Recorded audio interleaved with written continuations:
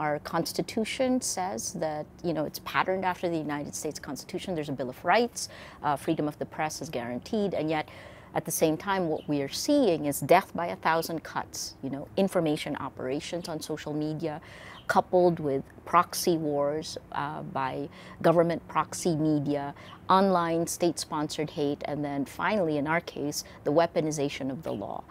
In 14 months, I've had 11 cases filed against me and Rappler. I've posted bail about 8 times in a little over 3 months. I've been arrested twice in 5 weeks. I've been detained once. I've posted more in bail and travel bonds than Imelda Marcos, who has been convicted, right? Journalists are under attack, so this is not debatable. Where will it lead? How much of our freedoms will we give up? And I think the other part of that is when journalists are under attack, democracy is under attack. How do you respond?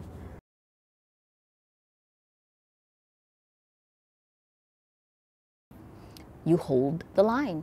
That's our hashtag, hold the line.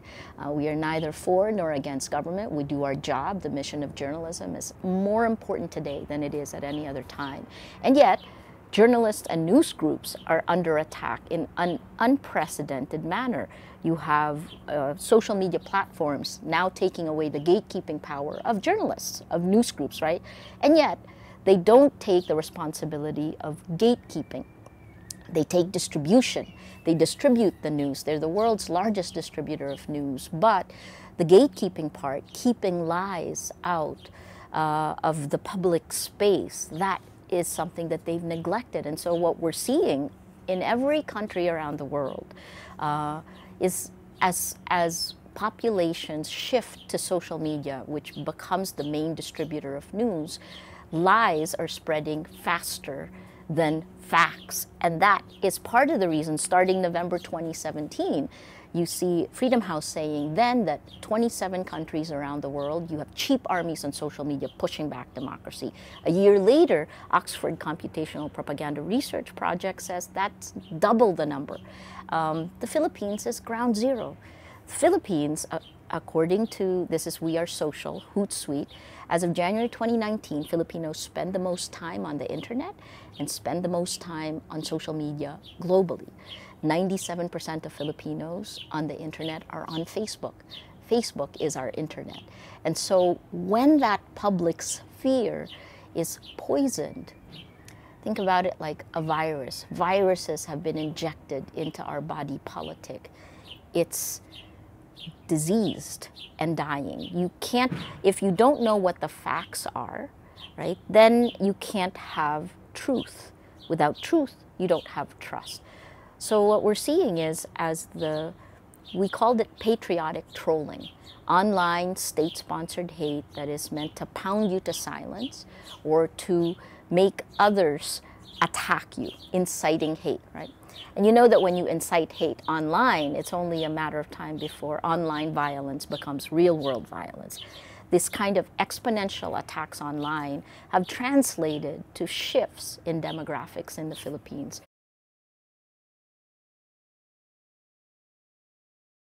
I think we were the petri dish for that. Duterte was elected in May of 2016. 1 month later, you had Brexit. Trump was elected November of 2016. So this is, and I don't think it's a coincidence that the Philippines is the petri dish, not just because we're on social media, but also because we're the only former colony of the United States, English speaking, and very connected on social media.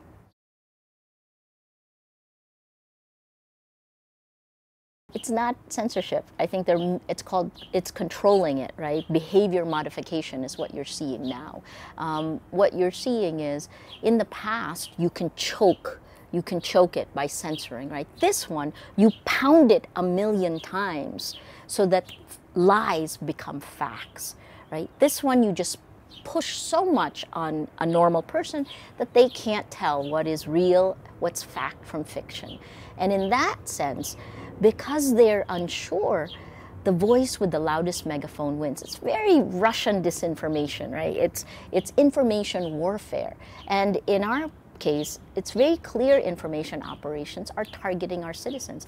Again, if you look at Russian disinformation, right? Russia targeted its citizens first, then went outside. We looked at the Ukraine as a model for how we could deal with this information operations, and then slowly it seeped to all parts of the world. It is insidious. It has weakened democracies, and more than anything, working alongside with the algorithms of the social media platforms, it has segmented populations. We do not agree on the facts. If you cannot agree on the facts, you have no democracy. The voice with the loudest megaphone wins. And whether that's Putin or Trump or Duterte, you're seeing the impact in countries all around the world.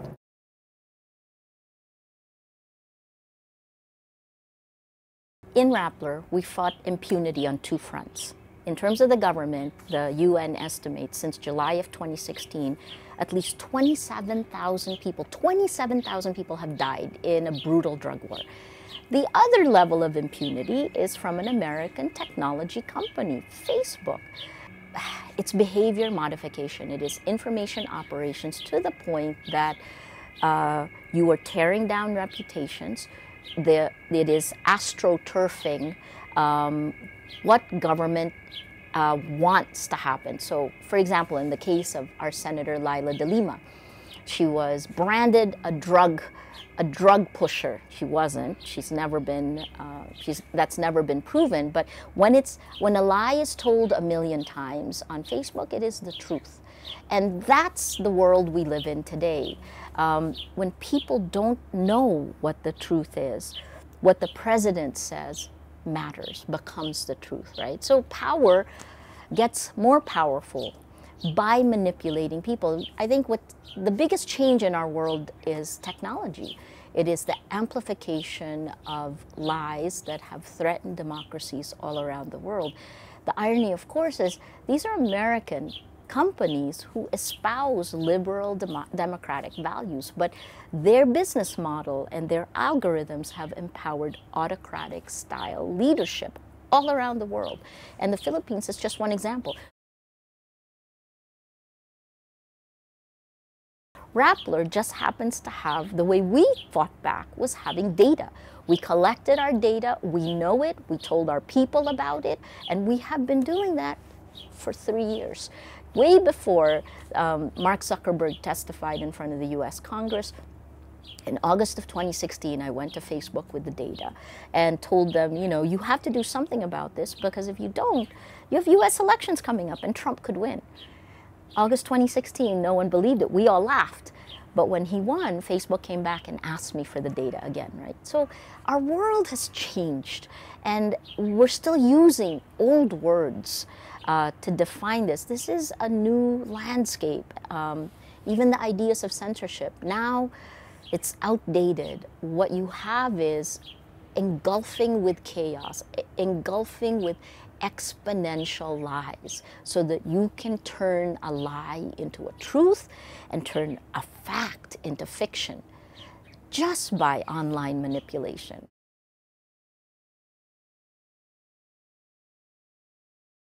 Well, it all went wrong when news, facts, the gatekeeper to facts, when that was pushed in and was the distribution of news went to the platforms without the responsibility of it. So this is the battle of our generation, the battle for truth, because now more than ever, journalists around the world are facing an existential dilemma on two fronts from technology. One front is the exponential attacks that these social media platforms bring, not just to news groups, but to individual journalists and to women in particular, right? The other one is the business.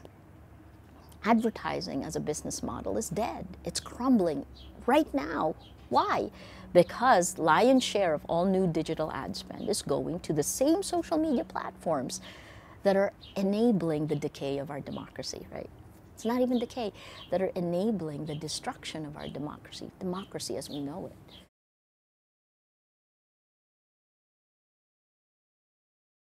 It's much easier to be in a war zone than in the digital world today, because you know exactly where the gunfire is coming from. the problem today is that you cannot tell fact from fiction. And as a journalist, you know, having gone through all of what I've lived through, when you live through and you take the values and the standards and ethics of what journalism is, the mission of what journalism is, there's absolutely no way that I will duck at a time when it matters. This time matters. What we do today matters.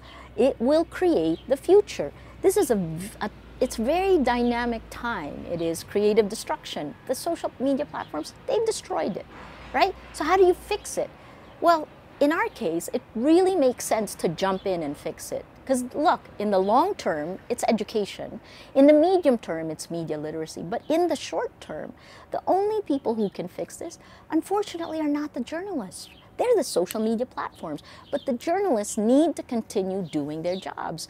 For me, it's a simple thing. You have to turn off the poison before you can actually begin to recover, right? So if you think about it as a sick body politic, right? It's full of virus.